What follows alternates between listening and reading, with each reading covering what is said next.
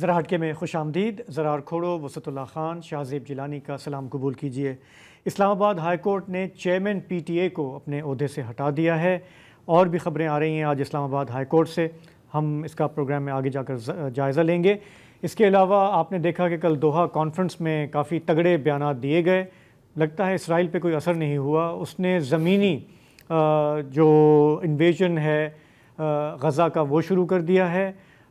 ساتھ ہی you N سے report آئی ہے کہ اسرائیل جو کچھ کر رہا ہے وہ نسل کشی ہے، یعنی کہ جینوسائیڈ ہے. اس پر بھی ہم پروگرام میں بات کریں گے.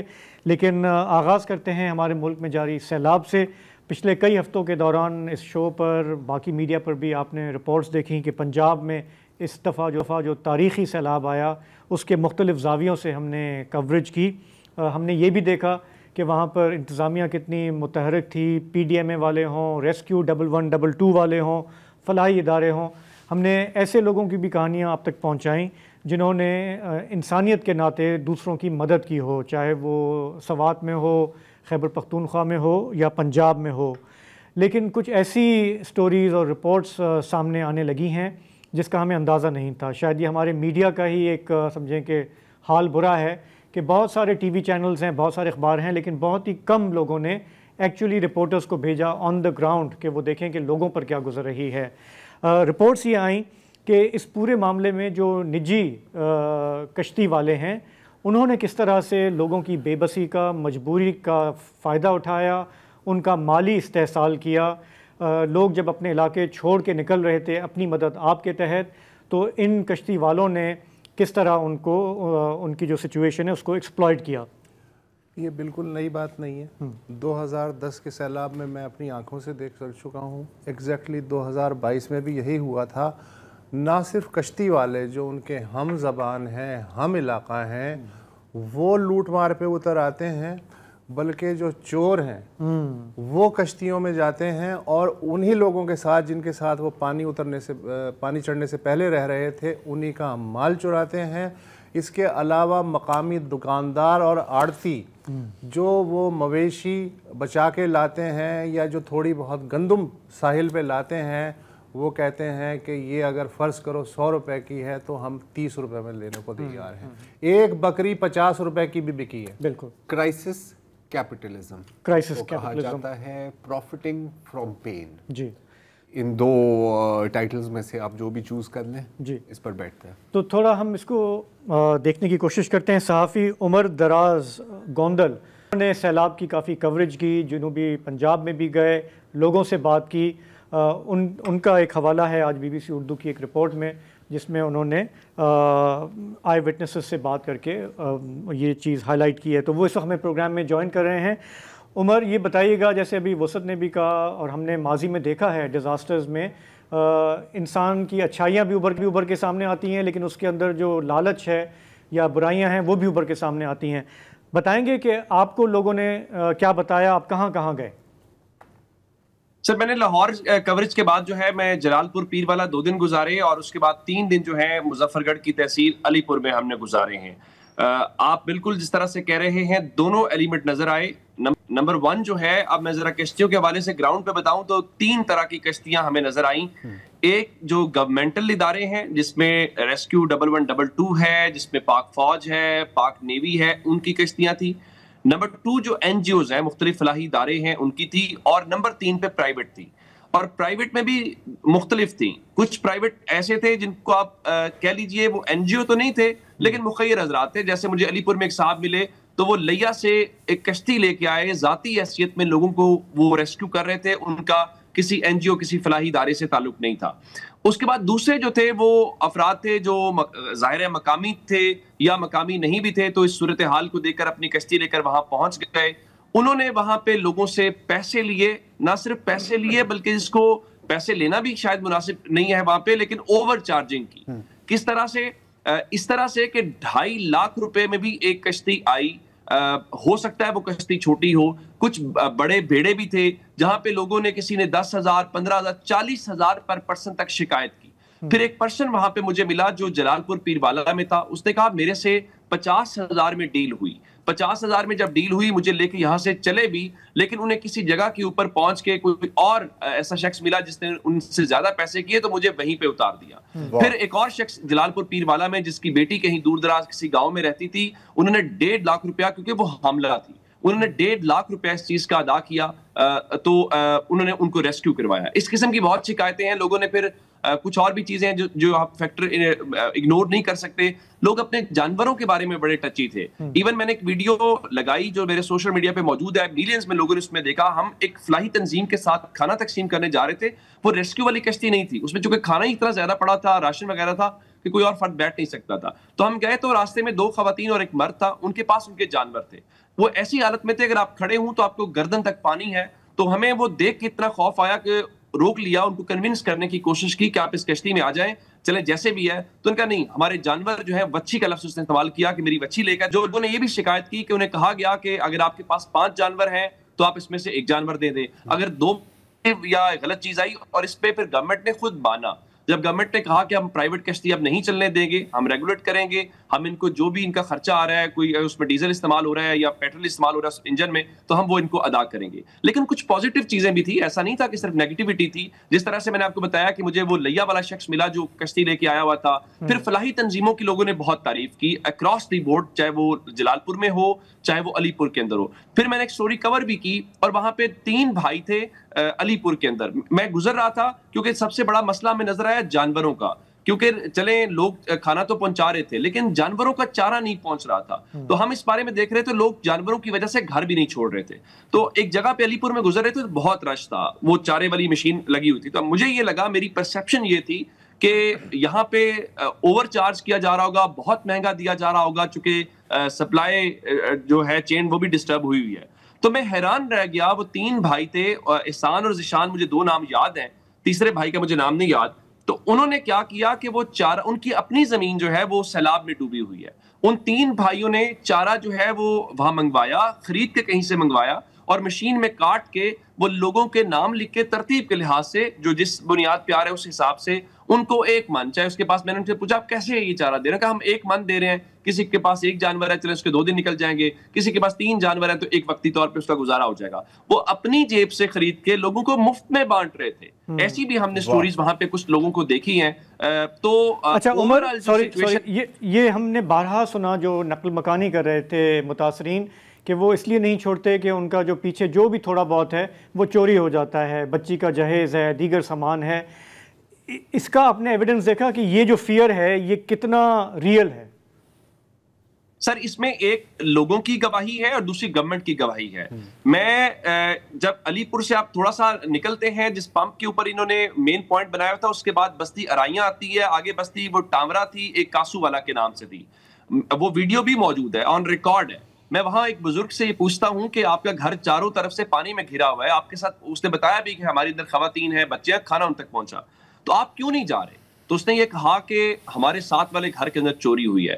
پھر جب میں کل وہاں سے آیا تو وہاں لوگ رش تھا, اور وہ ریسکیو ہونے والے لوگ نہیں تھے, وہ لوگ واپس جانا چاہتے تھے. اور کچھ لوگ پیدل, چکے پانی کا 1.5 فٹ نیچے اترا تو مقامی لوگ ہیں, بستی ارائیاں والا نظر آ رہی تھی, تو انہیں پتا تھا یہ سڑک ہے سیدھی جا رہی ہے, ان کے ہاتھ میں کسی کی چھڑی ہوگی یا اندازے سے جا رہے تھے. تو میں نے ان سے پوچھا آپ کیوں جا رہے ہیں؟ ان کا اس لیے جا رہے ہیں کہ ہماری چوریاں ہو رہی ہیں. یہ لوگوں کا الزام تھا. اب آتے ہیں گورنمنٹ کی طرف. میں نے یہ بات ایجوکیشن منسٹر رانا سکندر حیات کے سامنے رکھی. میں نے کہا لوگ جو ہیں وہ یہ کہہ رہے ہیں کہ آپ کم از کم یہ کر دیں کہ جتنی آپ نے یہ پروٹوکول کے اوپر پولیس لگائی ہوئی ہے, کوئی 2-3 کشتیوں میں پولیس والے بٹھا دیں, یہ پیٹرولنگ یہاں پہ کر لیں. تاکہ انہوں نے اس بات کو مانا. انہوں نے کہا ہم نے 2 کشتیوں کو تحویل میں لیا ہے. ان کا ہم یہ تو نہیں میک شور کر رہے کہ وہ چور ہیں, لیکن ازمپشن یہی ہے کہ وہ ان معاملات کے اندر انوالو تھے. اب چوریاں سر ہو کیسے رہی ہیں؟ چوریاں اس طرح سے ہو رہی ہیں, لوگ جاتے ہیں, وہ آواز دیتے ہیں کھانے کو لے کے یا کسی کو ریسکیو کرنے کے حوالے سے, تو وہ میک شور کرتے ہیں یہاں کوئی ہے کہ نہیں ہے. جب انہیں اس چیز کا اندازہ ہو جاتا ہے تو وہ پھر یہ کام کرتے ہیں. کیوں؟ کیونکہ لوگ جب نکلے ہیں تو ان کے ہاتھوں میں کیا تھا؟ ہمیں ایک پوٹلی سی نظر آئی ہوگی کسی کے ہاتھ میں, جس میں اس کے سوٹ ہوں گے, کسی نے کوئی مرغا اٹھایا ہوا تھا, جو سامان ہاتھ میں اٹھا سکتا ہے, کیونکہ آپ اس کشتی میں بھی زیادہ وزن نہیں لے کے آ سکتے تھے نا, باقی بھی لوگ تھے, تو باقی سامان تو ان کا وہیں پڑا ہوا ہے. تو اس سامان کو لے کے چوریوں کے واقعات بالکل رپورٹ ہوئے ہیں, اور لوگوں نے کہا ہے کہ ایک بنیاد پہ ہم گھر نہیں چھوڑ رہے. اور ابھی جب بہت سارے لوگ پھنسے ہوئے ہیں تو اس جلدی میں لوگ واپس جاتے ہوئے بھی دکھائی دیے ہیں. سیلاب کے ڈیزاسٹر کا یہ بھی ایک زاویہ ہے. عمر دراز آپ کا بہت بہت شکریہ. بہت مکمل پکچر حکومت پنجاب نے 5,000 روپے فی پھیرا اور پیٹرول طے کیا نجی کشتی والوں سے, لیکن جیسے ہی سیلاب آیا انہوں نے کہا ہم تمہارے لیے کام نہیں کر رہے, ہم تو اپنا پرائیویٹ بزنس چمکائیں گے. 5,000 سے 50,000 ہو گیا. 50,000 کا ٹوٹل پورے پنجاب میں سب ملا کے پرائیویٹ NGOs اور گورنمنٹ کی ساری کشتیاں 1,200 کے پاس. اور میں نے یہ اس رپورٹ میں دیکھا کہ یہ جو شکایتیں ہیں زیادہ تر یہ جنوبی پنجاب سے زیادہ ہوئی ہیں اپیرنٹلی, کیونکہ کشتیاں ادھر تو اویلیبل تھیں, پھر ان کو ادھر لانا تو وہ میں نے مظفر گڑھ میں دیکھا تھا 50 روپے کا بکرا. اچھا چلیں ہم ایک بریک لیں گے, واپس آئیں گے تو چلیں گے اسلام آباد اور بات کریں گے اسلام آباد ہائی کورٹ میں آج کیا ہوا ہے. جی تو کیا آپ جانتے ہیں کہ میجر جنرل ریٹائرڈ حفیظ الرحمان کون ہیں؟ یہ ہیں چیئرمین پاکستان ٹیلی کمیونیکیشن اتھارٹی. تھے اس لیے کہ ان کی اپوائنٹمنٹ کو چیلنج کیا گیا تھا اسلام آباد ہائی کورٹ میں.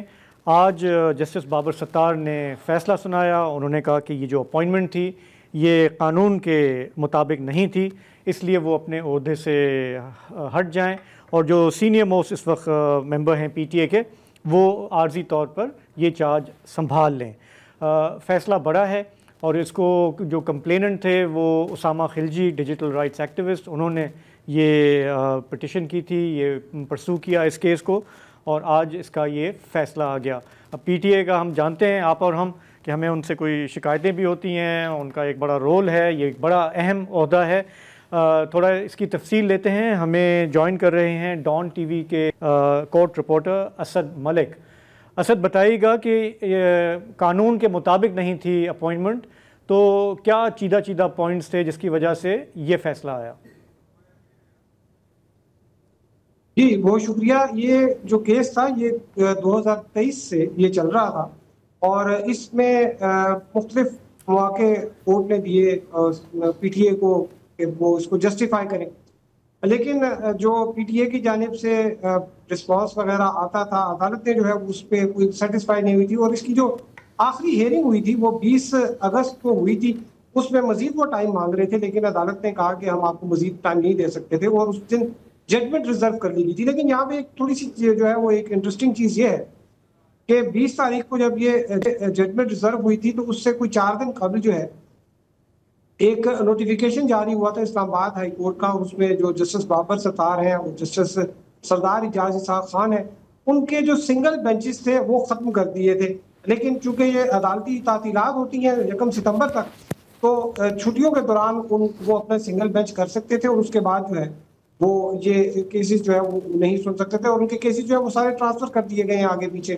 یہ کیس جو ہے وہ ان کے پاس تھا, تو انہوں نے 20 اگست کو پھر اس پہ ججمنٹ ریزرو کر دی تھی, اور آج جو ہے وہ اس کو اناؤنس کیا. لیکن اس میں ایک زیادہ دلچسپ بات یہ ہے کہ آج جو ہے وہ 16 تاریخ کو یہ ججمنٹ جو ہے وہ اناؤنس ہوتی ہے, لیکن جو پاکستان ٹیلی کمیونیکیشن اتھارٹی ہے PTA ان کی جانب سے اپیل بھی جو ہے وہ فوراً ہی کوئی 1-8 گھنٹے میں جو ہے وہ دائر کر دیتے ہیں. تو اس کا مطلب یہ تھا کہ وہ اینٹیسپیٹ کر رہے تھے کہ یہ فیصلہ آنا ہے, اور انہوں نے اپیل شاید پہلے سے ہی تیار کر کے رکھی تھی, کیونکہ جو سرکاری ادارے ہوتے ہیں اس پہ اپیل فائل کرنے کا ایک پروسیس ہوتا ہے.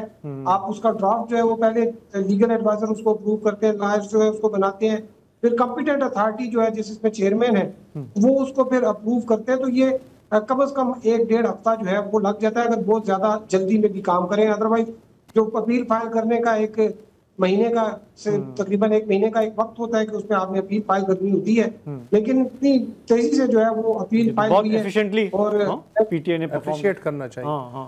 تو ابھی اس کا مطلب ہے کہ یہ اب ظاہر اپیل میں جائے گا, تو تب تک جنرل صاحب اپنے عہدے پہ رہیں گے یا اس فیصلے کے حساب سے وہ معطل رہیں گے؟ دیکھیے ابھی تو یہ آرڈر جو تھا وہ آج اناؤنس ہوا تھا, یہ ٹرانسمٹ ہونا تھا, وہاں پہ 3-4-5 دن ہفتہ تو آرڈر ٹرانسمٹ ہونے میں بھی لگ جاتے ہیں, لیکن یہ انہوں نے اتنی جلدی میں جو ہے وہ چیزیں کر دی ہیں. آرڈر جو ججمنٹ جو ہے اس کے اوپر 16 کی تاریخ لکھی ہوئی ہے, اور یہ اب جہاں پہ آ گیا تو میرے خیال میں 1-2-8 دن میں جو ہے یہ سماعت کے لیے یہ مقرر بھی ہو جائے گا. اور اس کے بعد پہلی ہیئرنگ پہ شاید اسٹے بھی مل جائے جنرل صاحب کو، تو وہ کہیں جا نہیں رہے، وہ پی ٹی اے میں ہی بس بہترین مطلب ایمن ولی اچھا خوش ہونے کی ضرورت نہیں۔ دوسری انٹرسٹنگ ڈیولپمنٹ جو ہم نے اخبار میں پڑھی وہ یہ تھی کہ اسلام آباد ہائی کورٹ کی انتظامیہ نے ایک سرکولر نکالا کہ جسٹس سمن رفعت امتیاز، ان کے پاس ہراسمنٹ کا ایک کیس لگا ہوا تھا ایمان مزاری کا، اس کی درخواست کی سماعت سے اسے روک دیا، اور اس پہ انہوں نے ساتھی ججوں کی ایک 3 رکنی انکوائری کمیٹی بھی قائم کی تھی۔ تو یہ ذمہ داری بہرحال فیصلے کے مطابق جسٹس انعام امین منہاس کو سپرد کر دی گئی ہے۔ تو یہ کیا ہے؟ ایمان مزاری صاحبہ کے ساتھ ان کا کلیش ہوا تھا چیف جسٹس کا، اس میں کوئی اس طرح کی باتیں بھی ہوئی تھی کہ انہوں نے ایسے ریمارکس دیے تھے جس کو ہاں جی وہ تو سب کو معلوم ہے۔ اس کا مطلب ہے کہ یہ آپس کی کھینچا تانی کا جو ہے ہم مظہر دیکھ رہے ہیں 5 اور 6 کے درمیان جو ہو رہی ہے۔ دیکھیے نا، وہ جو انہوں نے جب ان کے پاس ایک کمپلینٹ آئی تھی، ایک وہ رجسٹرار کے پاس بھی گئی تھی، ایک ان کے پاس بھی آ گئی تھی، انہوں نے اس پہ ایک فوری طور پر ایک سرکولر نکال دیا جس میں انہوں نے جسٹس سردار اعجاز اسحاق خان جو کہ ان کے گروپ کے تھے، اور جسٹس ارباب جو کہ پہلے ان کے تھے لیکن بعد میں چیف جسٹس جو ہے ان کے ساتھ مل کر ساتھ میں وہ خود بھی اس انکوائری کمیٹی میں آ گئی۔ تو اس میں 2 جو ججز تھے وہ ایک گروپ کے تھے اور ایک جو تھے وہ دوسرے گروپ کے تھے۔ اس میں اگر فائنڈنگ آتی تو بڑا میرے خیال میں چیف جسٹس جو ان کے لیے مشکلات ہو سکتی تھی۔ تو شاید یہی وجہ ہے کہ انہوں نے پھر جو سرکولر جاری ہوا اس میں جسٹس سمن رفعت امتیاز صاحبہ نے اپنا نام بھی ڈال دیا تھا۔ میں نے یہ ایکٹ پڑھا تھا، یہ پروٹیکشن وومن اگینسٹ ہراسمنٹ کا جو ایکٹ ہے، اس میں یہ تھا کہ جو کمپیٹنٹ اتھارٹی ہے وہ خود کمیٹی میں نہیں آ سکتی تھی، وہ اسی پوائنٹ کو لے کے شاید انہیں اس کیس سے الگ کیا گیا ہے، وہ جو سرکولر ہے اس کے حساب سے۔ جی ایک 2 اور بھی چیزیں تھی، تو ان کو ڈی نوٹیفائی کر کے جسٹس راجہ انعام امین منہاس جو ہے ان کو پھر کمپیٹنٹ اتھارٹی۔ اچھا تیسرا کیس آپ نے خود ہی بتا دیا، جسٹس طارق محمود جہانگیری کا۔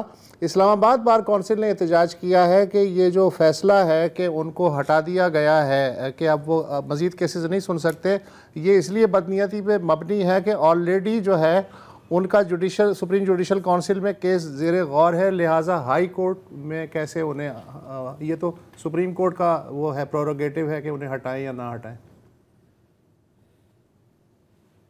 جی یہ اسلام آباد بار کونسل کے جب نمائندے جو تھے یہ عدالت میں آج موجود تھے جب یہاں پر سماعت ہو رہی تھی۔ ایک مختصر سا جو ہے میں آپ کو 1-2 منٹ میں اس کا میں بیک گراؤنڈ بتاتا ہوں کہ جیسے طارق محمود جہانگیری میرے ان کے ساتھ ایک بڑا پرانا ایک تعلق جب وہ وکالت کرتے تھے اس وقت کا تھا۔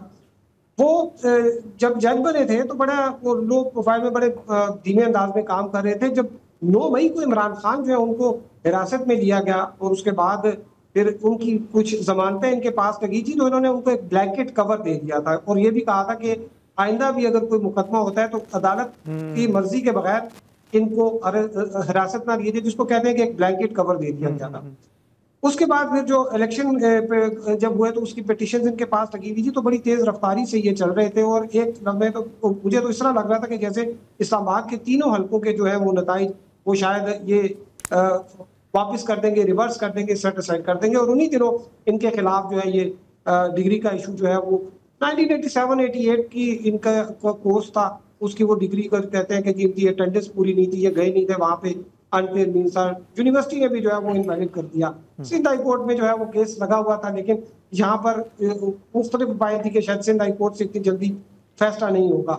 اور ابھی یہ جو دیکھیے کہ گزشتہ روز جس سے سمن رفعت امتیاز والا جو ایپیسوڈ ہوئی ہے، تو شاید اگر وہ نہ ہوتی تو یہ کوئی اور مزید کچھ وقت لگ جاتا، لیکن آج جو ہے وہ اس پہ پہلی بار ہوا ہے کہ ہائی کورٹ کے ایک جج کو جو ہے پاکستان کی ہسٹری میں پہلی بار ہوا ہے کہ ہائی کورٹ کے ایک جج کو جوڈیشل آرڈر کے ذریعے کام کرنے سے روک دیا گیا ہے۔ اب ظاہری بات ہے وہ اب سپریم کورٹ میں اپیل دائر کریں گے، لیکن جو ریٹن آرڈر آیا اس میں جو گراؤنڈز تو تھے اتنے اسٹرانگ نہیں کہ بس یہ کہا تھا کہ لکھا گیا کہ سینسٹیوٹی ہے اس میٹر میں، گریوٹی کی وجہ سے جو ہے وہ مناسب ہے کہ ان کو عدالت نہ کرنے دی جائے۔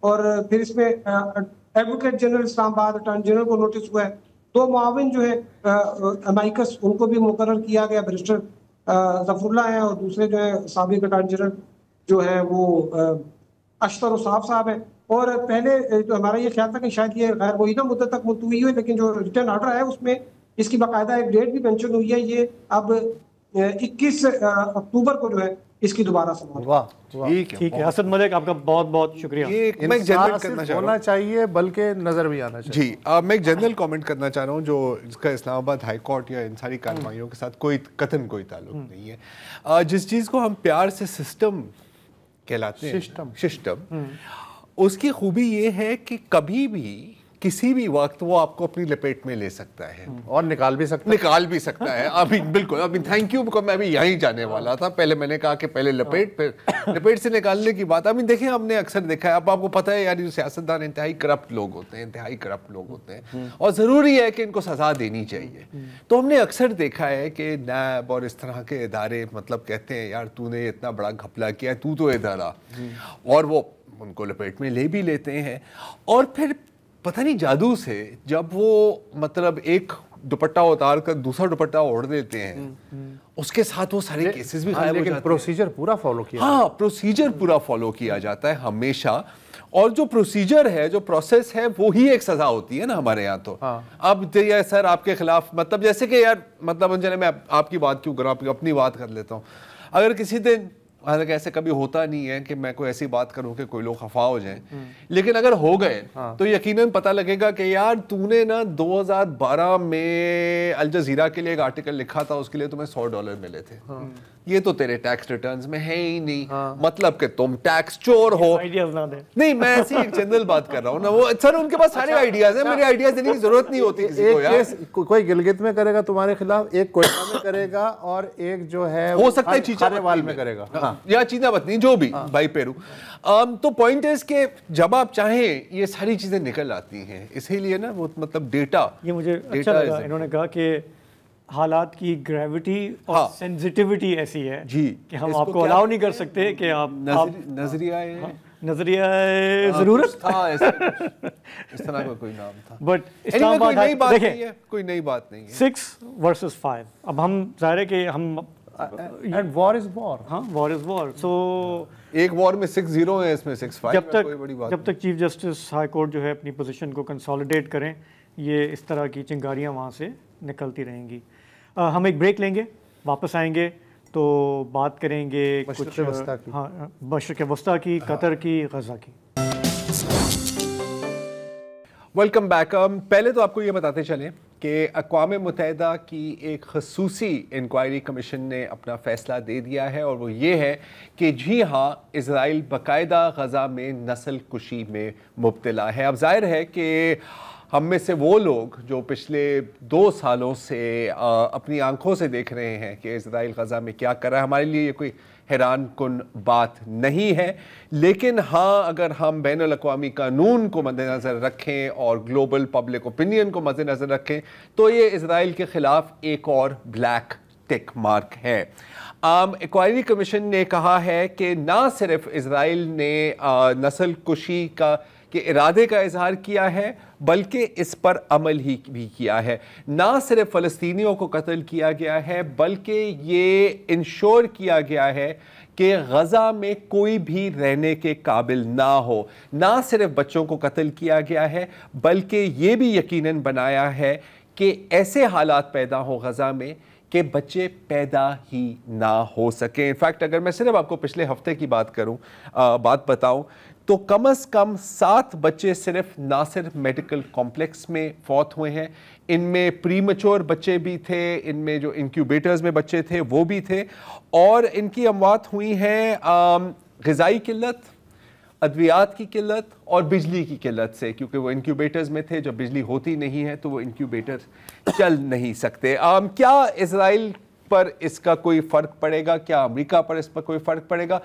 ظاہر ہے کہ جواب ہے بالکل نہیں. آج اسرائیل نے باقاعدہ غزہ سٹی کی گراؤنڈ انویژن شروع کر دی ہے. 3 اسرائیلی فوج کے 3 ڈویژنز یعنی 2 لاکھ سے زائد فوجی, اس کے ساتھ فائٹر جیٹس, اس کے ساتھ ٹینکس, اس کے ساتھ آرمڈ پرسنل کیریئرز 3 مختلف جگہوں سے, رستوں سے غزہ شہر میں داخل ہو رہے ہیں. اسرائیلی ملٹری کا کہنا ہے کہ جی کوئی 6 سے 7 ماہ لگ سکتے ہیں پورے غزہ شہر پر قابض ہونے میں, اور پھر ایک اور 6 سے 7 ماہ لگ سکتے ہیں اس کو مکمل طور پر قبضہ کرنے میں. مطلب to eliminate all resistance. Resistance کا مطلب ہے تمام فلسطینیوں کو تباہ کرنا. اگر ہم پچھلے اگر ہم صرف آج کی بات کریں اس اوفینسو میں اب تک صبح سے لے کے اب تک 100 سے زائد فلسطینی شہید ہوئے ہیں. یہ صرف وہ رپورٹس ہیں جو ہم تک پہنچ رہی ہیں. اصل ڈیتھ ٹول ہم میں سے کوئی نہیں جانتا, بلکہ ایک جو نئی سروے کی گئی ہے, ایک نیا انالیسس ہوا ہے, اس میں کہا گیا ہے کہ اب تک 7 لاکھ سے زائد فلسطینی قتل ہو گئے ہیں. انٹرنیشنل میڈیا کی سوئی ابھی تک کوئی 65-70 ہزار پہ پھنسی ہوئی ہے, اور اس کے ساتھ بھی وہ کہتے ہیں یہ حماس رن ڈیفنس منسٹری ہیلتھ منسٹری کا بیان ہے. پچھلے 2 ہفتوں میں جو بچی کچی بڑی عمارتیں تھیں غزہ شہر میں, جیسے کہ الرویا ٹاور 1, الرویا ٹاور 2, ان کو باری باری تباہ کیا گیا ہے. چند منٹس کی وارننگ دی گئی ہے. اگر آپ فوٹیج کا کلوز اپ دیکھیں تو آپ دیکھ سکتے ہیں کہ لوگ اپنی سامان کھڑکیوں سے پھینک رہے ہیں کہ کچھ بچ جائے. اور پتہ نہیں, اگر آپ کو پتا ہے کہ صرف 10-15 منٹ ہے, آپ کیا بچانے کی کوشش کریں, جان ہی بچا سکتے ہیں, تو وہ وہاں سے بھاگتے ہیں, اور پھر ظاہر ہے کہ وہ بلڈنگز تباہ کی جاتی ہیں. دنیا ورلڈ کپ کوالیفائرز آج کل دیکھ رہی ہیں. اس دوران غزہ میں جتنے بھی بچے سٹیڈیمز ہیں جو اس وقت ریفیوجی کیمپس ہیں, ان کو بھی نشانہ بنایا گیا ہے. الجزیرہ سٹیڈیم کو تباہ کیا گیا ہے, الیرموک سٹیڈیم کو تباہ کیا گیا ہے. اور اب مطلب بلیٹنسی جو اسرائیل کی ہے وہ اس حد تک ہے کہ ان کے اپنے فوجی اپنے منہ سے مانتے ہیں, اور کافی ماں سے ہی مان رہے ہیں کہ جی ہمیں کوئی روکنے والا نہیں ہے, ہم یہاں پر فلسطینیوں کے قتل عام کرنے کے لیے آئے ہیں. یہ جو صاحب جس کو آپ اسکرین پر دیکھ رہے ہیں, ان کا نام ہے ڈینیل راب. یہ امریکہ کی یونیورسٹی آف الینوائے میں بایولوجی کے اسٹوڈنٹ بھی ہیں اور اسرائیلی فوج کے سنائپر بھی ہیں. ابھی ان کا ایک انٹرویو آیا تھا, اور ڈینیل راب کی جو خاصیت ہے وہ یہ ہے کہ انہوں نے ایک دن میں ایک ہی خاندان کے 4 فردوں کو قتل کیا ہے. اور بڑے پیار سے وہ بتا رہے ہیں کہ میں نے کیا کیا تھا. وہ کہہ رہے تھے کہ پہلے ایک 19 سال کا لڑکا آتا ہے سلیم دوگبوش, اور اس کی پوری باقاعدہ ڈرون فوٹیج ہے, گارڈین نے اس کے اوپر ایک پوری انویسٹیگیشن کی ہے. وہ آتا ہے, وہ کہتا ہے کہ میں نے اس کو سر میں گولی ماری, وہ وہاں پہ مر گیا, اس کی لاش گر گئی. لیکن پھر ایک اور بندہ آتا ہے, اس کا بھائی سالم کا بھائی, وہ آتا ہے اور اس کی طرف اس کی لاش کو واپس لینے کے لیے کوشش کرتا ہے. تو یہ میں نے اس کو قریب آنے دیا. جب وہ بالکل لاش کے قریب پہنچ گیا, میں نے اس کو بھی گولی مار دی. تیسرے میں ان کے جو والد صاحب ہیں 51 سال کے منتصر دوگمش, وہ آتے ہیں, ان کو بھی قتل کرتے ہیں. اور پھر اینڈ میں کہتا ہے کہ یار مجھے سمجھ نہیں آ رہی تھی کہ ان کو کیا ملنا تھا, اس لاش میں ایسی کیا بات ہے کہ وہ اس کو کلیکٹ کرنے آ رہے ہیں. اور کیا ان کا خیال ہے کہ کیونکہ میں نے سویلین کپڑے پہنے ہوئے ہیں, میرے ہاتھ میں ہتھیار نہیں ہے, میں حماس کا فائٹر نہیں ہوں, تو ہم تمہیں جانے دیں گے؟ ایسا نہیں ہے. غزہ شہر سوڈم ہے, آپ کو پتا ہے نا بائبل میں سوڈم کے بارے میں, اور یہاں پر جتنے بھی لوگ ہیں وہ واجب القتل ہیں. اچھا, اب انٹرسٹنگ بات ہے کہ میں پھر یہ راج صاحب کے بارے میں تھوڑی تحقیق کر رہا تھا, اور یونیورسٹی آف الینوائے میں انہوں نے بڑی ویڈیوز بنائے روتے ہوئے کہ یار پتہ نہیں کیوں اتنی یہود دشمنی پھیل رہی ہے امریکہ میں, یہ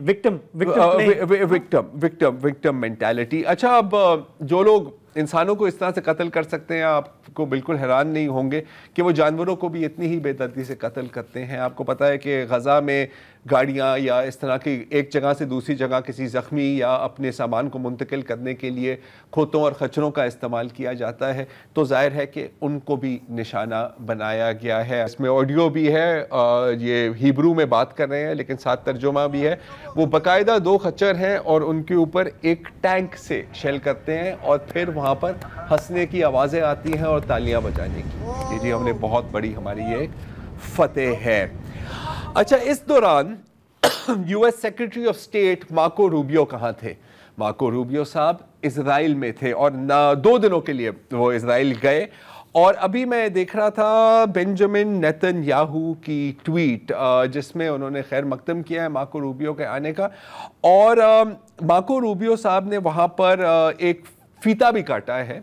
ایک انڈر گراؤنڈ ٹنل کی، جو ظاہر ہے کہ غیر قانونی تعمیرات ہے لیکن اس سے کس کو کیا فرق پڑتا ہے، کمپلیکس کے نیچے جی بالکل بیت المقدس کے نیچے یہ جو سرنگیں ہیں، اس پر ہم نے ماضی میں بھی کئی بار بات کی ہے کہ اس کا مقصد ہے کہ جو بیت المقدس کی جو بنیادیں ہیں وہ کمزور ہوں اور کسی دن یہ خود ہی کولیپس کر جائے اور وہ یہ کہیں گے کہ جی اب تو ہو گیا ہے، اب ہمیں اپنی ٹیمپل بنانی ہے۔ وہاں پر اس نے باقاعدہ سیریمونیلی اس پر بھی کام کیا ہے، دیوار کو توڑنے پر بھی کام کیا ہے، اور وہاں پر ان کا پوری خیر مقدم ہوئی ہے اور وہاں پر پارٹی ہوئی ہے۔ اچھا، روبیو صاحب اکیلے نہیں ہیں، اس وقت اسرائیل میں largest ever delegation of U S law makers پہنچے ہوئے ہیں۔ لارجسٹ ایور مطلب کہ تاریخی وفد ہے، پوری اسرائیل کی تاریخ میں کبھی ایک وقت میں اتنے یو ایس لیجسلیٹرز اسرائیل کبھی نہیں گئے۔ اچھا، ریپبلکنز بھی ہیں اس میں ڈیموکریٹس بھی ہیں، انڈیپینڈنٹس تو میرے خیال وہاں پہ ہوتے ہی نہیں ہیں، تو وہ تو صفر میں ہی ضرب ہے، اور یہ سب اس وقت اسرائیل کے ساتھ اظہار یکجہتی کرنے کے لیے پہنچے ہوئے ہیں۔ اور جو اس کا میں جو ریڈ آؤٹ پڑھا تھا کہ ان مشکل وقت میں جب پوری دنیا اسرائیل اور یہودیوں کے خلاف ہے، ہم نے کہا کہ ہمیں جا کر نا اپنے بھائیوں کو سلیوٹ کرنے کی ضرورت ہے۔ اچھا، یہاں پر میں ایک ڈیموکریٹک سینیٹر کا ذکر ضرور کرنا چاہ رہا ہوں، یہ ہے بیتھ لسٹن صاحبہ، جنہوں نے، جو میرے خیال شاید واحد لا میکر ہیں جنہوں نے اسرائیل جانے سے انکار کیا۔ ابھی ان کی ایک بہت طویل قسم کی ٹویٹ کی سیریز آئی ہیں اور وہ کہہ رہی ہیں کہ جی پہلے تو میں جانا چاہ رہی تھی، میں نے پوری اپنی ریسرچ کی کہ میں ان سے بڑے سخت سوال پوچھوں گی، میں وہاں پہ پروپیگنڈا کے لیے استعمال نہیں ہوں گی، لیکن پھر مجھے احساس ہوا کہ میرا وہاں جانا ہی ایک پروپیگنڈا ہے، یہی ان کی پروپیگنڈا وکٹری ہے، تو میں نے وہاں جانے سے انکار کیا ہے۔ انٹرسٹنگ چیز ہے کہ کچھ اور بھی یو ایس لا میکرز ہیں جیسے کہ مارجری ٹیلر گرین اور 2-3 اور ریپبلکنز، جو اب باقاعدہ کہہ رہے ہیں کہ جی ہمیں بڑی کوششیں کی اے پیک والوں نے کہ یار آپ ایک دفعہ ہمارے سے مل لیں، ایک دفعہ آپ اسرائیل کا دورہ تو کریں نا، آپ دیکھیں گے کہ اصل حقیقت کیا ہے، اور ہم نے انکار کیا ہے کیونکہ ہمارا کام ہے امریکہ کو کے لوگوں کو کی خدمت کرنا، اسرائیل کے لوگوں کی خدمت کرنا نہیں۔ لیکن یہ ہے مطلب 400 میں سے 4 یا 5، تو تبدیلی آ رہی ہے لیکن بہت دھیرے دھیرے۔ اچھا ایسا نہیں ہے کہ اسرائیل میں بھی مظاہرے نہیں ہو رہے، اسرائیل میں باقاعدہ مظاہرے ہو رہے ہیں، بلکہ جو ہاسٹیجز کے جو فیملیز ہیں، جو بھی چند ہاسٹیجز اس وقت بچے ہیں حماس کے قابو میں، وہ اب کھل کر کہہ رہے ہیں کہ جی آپ تلے ہوئے ہیں ہمارے گھر والوں کو قتل کرنے کے پر، جس طرح آپ غزہ پر بمباری کر رہے ہیں ہمارے ہاسٹیجز نہیں بچیں گے، اور کہیں یہ تو نہیں ہے کہ آپ یعنی نیتنیاہو اپنی اقتدار کی لالچ میں، اپنی کرسی کے لالچ میں ہمارے لواحقین کو قربان کر رہے ہیں۔ تو میرا خیال ہے کہ ان کو سمجھ آ گئی ہے لیکن بہت دیر سے۔ ایک اور پروٹیسٹ بھی میں نے دیکھا جس میں اسرائیلی پروٹیسٹ کر رہے ہیں، ان کو آرمی میں ڈرافٹ کرنے کے لیے لیٹرز آئے ہیں، وہ پھاڑ رہے ہیں اور وہ کہہ رہے ہیں کہ ہم اس آرمی کا حصہ نہیں بنیں گے جو وہاں پہ جینوسائیڈ کمٹ کر رہی ہے۔ یہ بھی ہو رہا ہے، مطلب وہ ایک ہجوم ہے، ظاہر ہے وہ ریپرزینٹیو نہیں ہے اسرائیلی سوسائٹی کا، لیکن یہ آوازیں ہیں وہاں پر، یہ آوازیں بھی ہیں۔ اور خبر ہے کہ 20,000 اسرائیلی فوجی زخمی جو ہوئے ہیں پچھلے 2 سال میں، ان میں سے آدھے جو ہیں وہ ان کا نفسیاتی جو ہے وہ ٹریٹمنٹ ہو رہا ہے اور آدھے فزیکلی زخمی وہ بھی، اور تقریباً 12 سے زائد، اب یہ صرف جو ملٹری ہمیں بتائی ملٹری خودکشیاں بھی ہوئی ہیں۔ ایک بندے نے، ایک اسرائیلی فوجی نے اپنے آپ کو آگ لگا دی اور اینڈ میں نوٹ لکھا تھا کہ میں جہاں پہ بھی جاتا ہوں مجھے موت کی بو آتی ہے اور مجھے جلتے ہوئے انسانی ہیومن باڈیز کی اسمیل آتی ہے، میں اس کو برداشت نہیں کر سکتا۔ اچھا، اب دیکھیں، آپ جانتے ہیں کہ اسرائیل تو بہت قریبی اتحادی ہے امریکہ کا، لیکن ایسا نہیں ہے کہ وہ خطے میں واحد اتحادی ہے امریکہ کا۔ قطر ایک بہت بڑا اتحادی ہے امریکہ کا، تو ایسا نہیں ہے کہ مارکو روبیو صرف اسرائیل گئے ہیں۔ اسرائیل میں انہوں نے 2 دن گزارے ہیں، لیکن دوحہ میں بھی 2 گھنٹے گزار کر پھر واپس آئے ہیں۔ کل ایک بہت بڑا، آپ کو پتہ ہے، بہت بڑی میٹنگ ہوئی ہے دوحہ میں، اس سے کیا نکلا ہے اس پر ہم، میرا خیال ہے کہ ہمیں موقع نہیں ملا کہ ہم پوری طرح بات کر سکے، تو ایک وقفہ لیتے ہیں، آپ بھی سانس لے لیں، میں سانس لیتا ہوں، پھر اس پہ بات کرتے ہیں۔ Welcome back. پچھلے 2 دنوں میں میرا خیال ہے کہ تقریباً تمام عرب دنیا کے جو حکمران ہیں اور مسلم دنیا کے جو حکمران ہیں وہ دوحہ میں تھے، جہاں پر اظہار یکجہتی کیا جا رہا تھا قطر کے امیر کے ساتھ، قطر کے عوام کے ساتھ، کہ اسرائیل نے آپ کر جو حملہ کیا ہے بہت برا ہوا ہے اور ایسا نہیں ہونا چاہیے. لیکن جو وہاں سے جو اعلامیہ جاری کیا گیا ہے، جو باتیں کی گئی ہیں، آپ ان کو کس طرح دیکھ رہے ہیں؟ ہم نے تو کل دیکھ لیا، آپ نے آج آپ دیکھیں. میں دیکھوں. یار دیکھیں، اگین ابھی آپ بھی بات کر رہے تھے کہ مشاہد حسین صاحب بات کر رہے تھے اسی ایشو پر.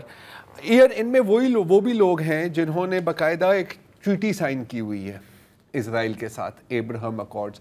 وہاں پر کوئی ایسی بات ہوئی کہ یار اس پر آپ نظر ثانی کریں؟ یار ویسے ایک میں رپورٹ پڑھ رہا تھا، قطر کے امیر نے سجیسٹ کیا کہ آپ کم از کم علامتی طور پہ تعلقات معطل کر دیں. یو اے ای کو انہوں نے تھوڑا کہا کہ آپ کر دیں، انہوں نے بات ہی گول کر دی.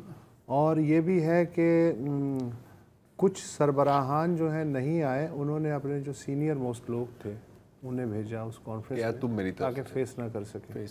یہ بھی ہوا. تو کل بھی ہم نے تھوڑا اس پہ بات کی تھی کہ چلیں یہ تو کوئی نہیں کہہ رہا کہ آپ سارے مسلم ملکوں کی فوجوں کو اکٹھا کریں، کوئی اسرائیل پہ حملہ کریں، لیکن یہ ایکسپیکٹیشن تھی شاید کہیں پہ مس پلیس ایکسپیکٹیشن کہ اور کچھ نہیں تو آپ ایئر اسپیس بند کر سکتے ہیں، آپ کوئی اکنامک امبارگو کر سکتے ہیں کہ جی کہ یہاں سے آپ گزر کے اسرائیل نہیں جائیں گے.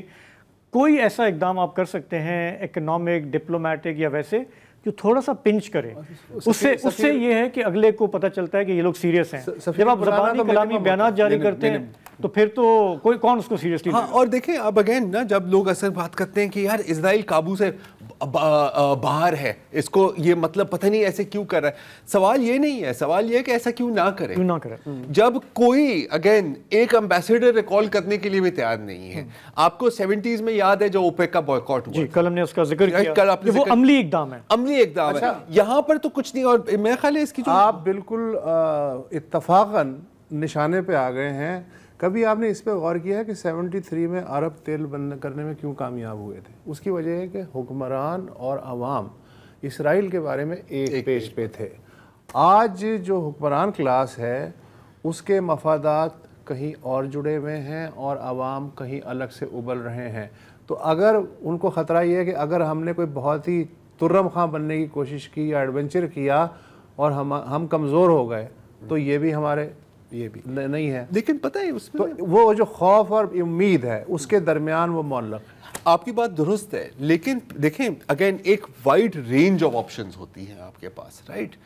کم از کم علامتی بھی کرنے کو تیار نہیں. ہاں، کم از کم ان میں اتنی تو سوچ، اتنی عقل ہونی چاہیے کہ یار ہم کسی اور کے ہتھیار خرید کر اپنا دفاع نہیں کر سکتے، رائٹ. یہ ہے، آپ اگر پچھلے 10 سال ہی دیکھ لیں، آپ یوکرین کی جنگ دیکھ لیں، آپ پاک بھارت کی جنگ دیکھ لیں، آپ ترکی کی مثال دیکھ لیں، کیا چیزیں آپ کے سامنے آتی ہیں کہ یار آپ کے پاس ایک اپنا military industrial research complex. Erdogan نے ایگزیکٹلی کل اپنی تقریر میں تو بھائی صحیح بات کی ہے اس نے، 100% صحیح بات کی. آپ کوئی لٹے پٹے افریقی ملک نہیں ہے، آپ کے پاس تیل جیسی نعمت ہے، آپ کے پاس ہتھیار ہیں، آپ کے پاس وسائل ہیں. آپ چاہیں تو تھوڑا سا اپنا مسل دکھا سکتے ہیں. لیکن آپ دیکھیں پچھلے 24 گھنٹوں میں کیا ہوا. یہ جو اعلامیہ آیا اس کے بعد غزہ میں گراؤنڈ انویژن ہو رہا ہے، یمن میں انہوں نے اسٹرائکس کر دی، وہاں پہ درجنوں لوگوں کو مار دیا. لیبنان اور شام ان کو جو میسج گیا وہ یہ ہے کہ جی ادھر ٹھنڈ پروگرام ہے، آپ اپنا مشن جاری رکھو، امریکہ کی آشیرواد آپ کے ساتھ ہے. میرا ایک سوال یہ تھا کہ جس طرح سے نیتن یاہو آگے بڑھتا گیا ہے 2 سال میں، 6 ملکوں پہ اس نے چڑھائی کر دی، ایران ہو گیا، قطر ہو گیا، مزید وہ ایسا کیا کرے کہ امہ کے جو عظیم لیڈر ہیں وہ جاگیں، وہ کوئی ایکشن لینے پہ تیار ہوں؟ ایسا اور کیا ہم ایکسپیکٹ کر سکتے ہیں؟ یار یا تو پھر سب پر حملہ کرے ایک ہی دفعہ، ٹھیک ہے، اس میں بھی 50-50 چانسز ہیں. وہ کہیں گے کہ یار سوری ہمارے سے غلطی ہو گئی. جب، اور یہ اف کی بات نہیں ہے، وین کی بات ہے، جب یہ الاقصیٰ، مسجد الاقصیٰ کو بھی تباہ کریں گے، شدید مذمت ہی ہوگی.